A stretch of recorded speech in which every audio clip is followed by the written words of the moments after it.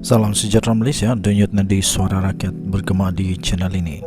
Terima kasih kerana bersama-sama dalam channel ini untuk mendapatkan berita-berita dan ulasan-ulasan terbaik untuk seluruh rakyat Malaysia.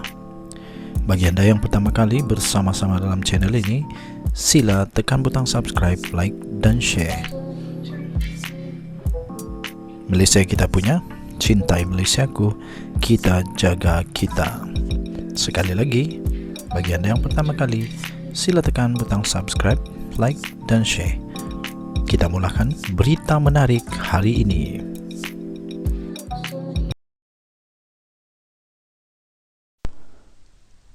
Salam sejahtera Malaysia, denyut nadi suara rakyat bergema di channel ini.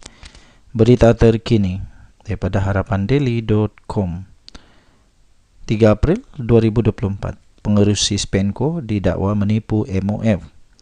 Pengerusi Spenco Sdn Bhd Robert Tan Hwa Chun didakwa di Mahkamah Session Kuala Lumpur hari ini atas tuduhan menipu Kementerian Kewangan MOF di antara 27 Februari dan 28 Februari 2019 di Putrajaya sehingga dianugerahkan kontrak bernilai 3.9 bilion ringgit Malaysia.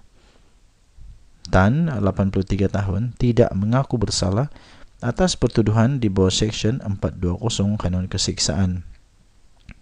Timbalan Pendakwa Raya Mahadi Jumaat berkata kedua-dua pihak bersetuju dengan jumlah jaminan RM2 juta ringgit Malaysia yang diberikan oleh Hakim Mahkamah Session Kuala Lumpur, Hakim Azura Alwi yang mendengar kes terbabit. Spenco yang ditubuhkan pada tahun 1988 merupakan pembekal swasta terbesar bagi penyelesaian pengurusan kenderaan kerajaan Malaysia. Denyut nadi suara rakyat bergema di channel ini. Untuk mendapatkan berita lengkap, sila layari harapandaily.com 3 April 2024 bertajuk Pengerusi Spenco didakwa menipu MOF. Denyut nadi suara rakyat bergema di channel ini. Jangan lupa untuk tekan butang subscribe, like dan share. Malaysia kita punya, cintai Malaysiaku, kita jaga kita. Ingin ucapkan selamat Hari Raya yang tidak lama lagi yang akan disambut oleh seluruh rakyat Malaysia yang beragama Islam. Kita jumpa lagi. Bye-bye. Salam sejahtera Malaysia. Denyut nadi suara rakyat bergema di channel ini. Rupa-rupanya kehilangan ataupun kegagalan rayuan kes Batu Putih ini dipertahankan oleh Mahathir pada tahun 2021 bulan Oktober ya. Dr. Mahathir memberikan alasan yang cukup tak tahulah lucu kah apakah, saya pun tidak pasti. Tapi alasan ini sedikit sebanyak menunjukkan, menggambarkan Mahathir memang seolah-olah dia tak tahu apa yang dia buat. Dia tak faham kah konsekuensi yang dia buat itu. Walaupun alasan itu menuding jari kepada orang lain, walaupun alasan itu mungkin untuk melepaskan diri dia sendiri daripada bersalah, tapi dia kena faham. Mahathir kena faham bahawa dia Perdana Menteri. Keputusan dia itu muktamad. Tanda tangan dia lah yang paling besar. Arahan dia yang paling kuasa. Walau bubui manapun orang bagi nasihat kah, orang bagi pendapat kah, tapi akhirnya keputusan di tangan Perdana Menteri.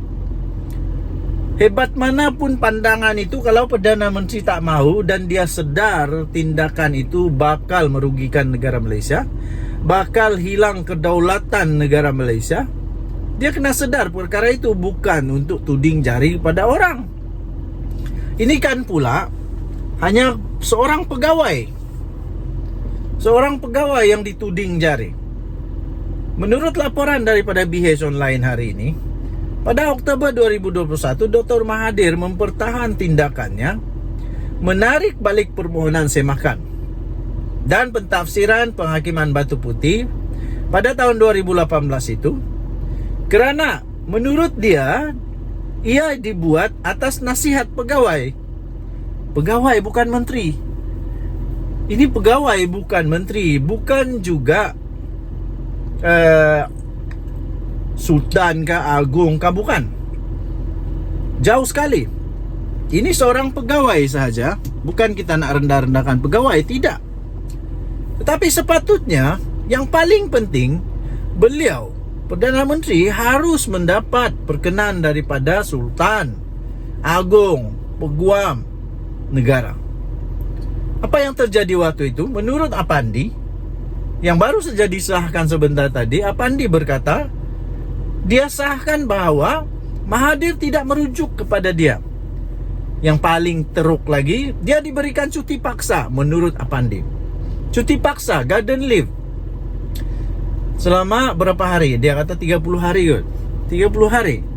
Dan waktu itulah semuanya berlaku. Termasuklah Apandi digugurkan daripada jawatan. Jadi bukan alasan yang baik untuk menyatakan bahawa dia buat keputusan itu kerana nasihat pegawai yang dilantik oleh Muhammad Apandi selaku peguam negara. Dia tidak boleh buat keputusan hanya berdasarkan kepada nasihat pegawai. Akhirnya keputusan bukan kepada pegawai. Tanda tangan pegawai tak besar mana pun keputusan kuasa dia. Tanda tangan Mahathir, arahan Mahathir, dan keputusan daripada Mahathir yang dinyatakan oleh Menteri Undang-Undang sekarang, Menteri Undang-Undang sekarang Azalina Osman. Beliau berkata, peguam negara diberi cuti 4 hari, iaitu garden leave, dipaksa cuti. Tidak ada siapa yang tahu. Kemudian keputusan dibuat sembunyi-sembunyi. Tahu tak apa itu sembunyi-sembunyi? Maknanya memang tak ikut lunas undang-undang kot. Mungkin sembunyi-sembunyi. Perkataan sembunyi-sembunyi ini memang besar maksud dia, mendalam maksud dia. Seolah-olah ada sesuatu yang tak beres, terpaksa buat sembunyi-sembunyi. Kalau benda ni betul, benda ni sah, benda ni menguntungkan negara Malaysia, patutlah harus bukan sembunyi-sembunyi, malah diberitahu. Dan paling seronok lagi, tidak seorang pun yang menggembar-gemburkan isu ini yang mengaitkan dengan soal kehilangan kedaulatan, kata Azalina. Kenapa agaknya? Mungkinkah kerana takut akan terjadi Anwar 2.0? Kita tahu Datuk Seri Anwar Ibrahim pernah lawan Mahathir. Setelah dia lawan Mahathir, apa yang terjadi kepada dia? Semua orang tahulah. Semua orang tahulah apa yang jadi dekat Perdana Menteri kita ini, Datuk Seri Anwar Ibrahim. Kenapa tidak digembar-gemburkan? Ini kehilangan kedaulatan negara. Sekarang ada masalah akan timbul pastinya. Lepas ini yang kita risau adalah beberapa perkara lagi yang boleh terkait dengan keputusan yang Mahathir buat ini. Terutamanya tentang dua lagi yang sedang kita fight sekarang ini, yang terkait dengan kedaulatan negara juga,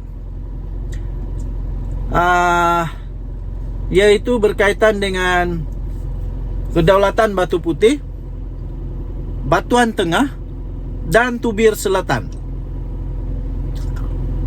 Mungkin ramai yang tidak tahu, Batu Putih ini sebenarnya hampir sangat dekat dengan Malaysia dibandingkan dengan Singapura. Tapi Singapura yang dapat. Sebab itu negara Malaysia